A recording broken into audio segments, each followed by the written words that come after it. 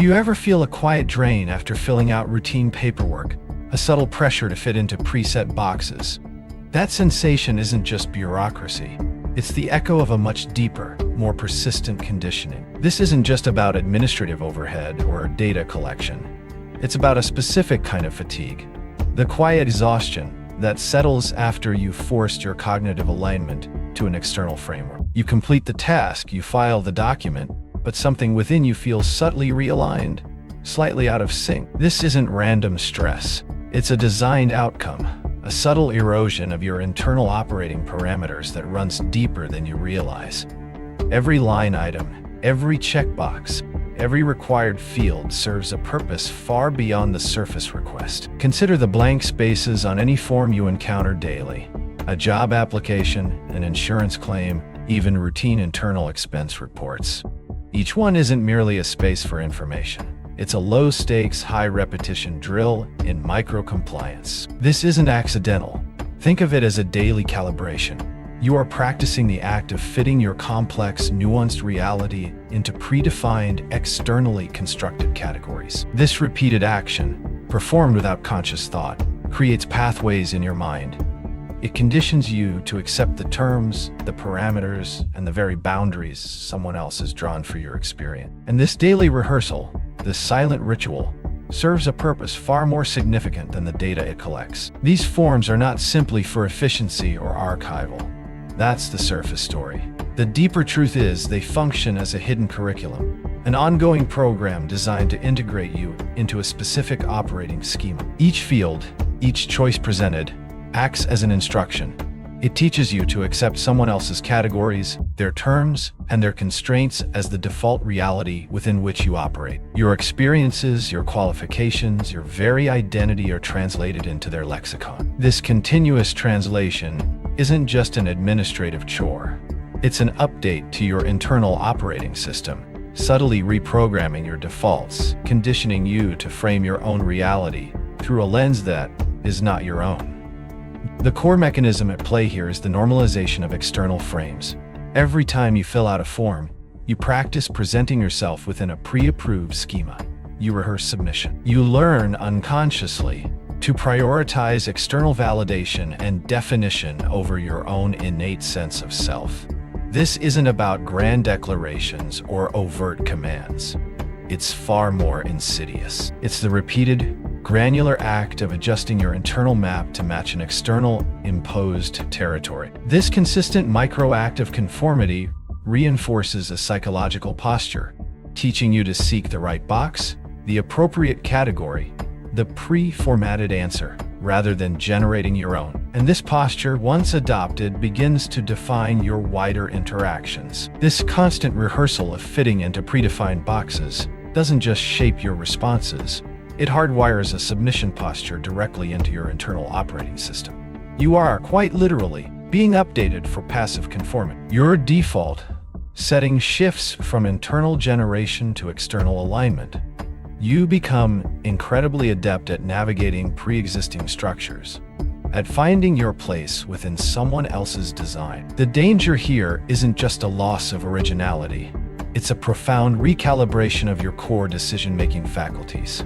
You are being trained to operate within their parameters, to speak their language, to anticipate their expectations. This is the subtle, pervasive impact of forms. They prepare you not for leadership, but for reliable, predictable compliance. In a world that is accelerating exponentially, where the ability to adapt rapidly and control your own frame is paramount for survival, operating on an outdated OS that has been rigorously trained for compliance represents a critical vulnerability. The old paradigm demanded you fit in. The new paradigm demands you define your own terms, your own categories, your own direction. If your internal architecture is defaulting to external schemas, you are fundamentally unprepared for the radical autonomy that is now required. Your response time to emergent conditions is compromised because you're constantly seeking external validation rather than generating internal solutions. This isn't a philosophical problem. It's a tactical one, impacting your ability to maneuver in real time. It leaves you exposed. The immediate countermeasure is not to burn every form or refuse participation. That's a superficial reaction to a deep systemic issue. The real shift begins with identification. You must consciously map the implicit frames embedded in every form you encounter. This means asking, what assumptions does this form make about me? What categories is it forcing me into? Whose worldview is encoded in these questions and options? This is about developing an architectural awareness of the unseen structures. It's about recognizing the psychological geometry of compliance that is being imposed. Because until you can clearly see the contours of the cage, you cannot begin to understand how to operate outside its internal logic. Once you have mapped these implicit frames, you gain agency. You can then strategically choose how to engage. This isn't always about what you write on the page. It's primarily about how your internal operating system responds to the prompt. You reclaim your sovereignty by making a conscious decision to either align with the external frame for a tactical reason, or to internally decouple your sense of self from the boxes provided. This is a recalibration. You begin to run your own code, even if outwardly you appear to be following their instructions. The key is in the internal distinction, the conscious awareness that you are navigating their system without being defined by it. It is an act of quiet internal resistance. This conscious decoupling, this internal recalibration, is the first step in reclaiming your operating system from the subtle, pervasive influence of manufactured compliance. It's about moving from passive reception to active sovereign engagement, regardless of what the external world demands of your hands. The questions you ask yourself about the forms you face are the critical update. This isn't just about survival anymore. It's about reclaiming your fundamental right to define your own reality, to fully update your internal OS and operate beyond their embedded frames. You need a precise strategy to navigate the next layer of control. This conscious decoupling, this internal recalibration, is the first step in reclaiming your operating system from the subtle, pervasive influence of manufactured compliance. It's about moving from passive reception to active, sovereign engagement, regardless of what the external world demands of you.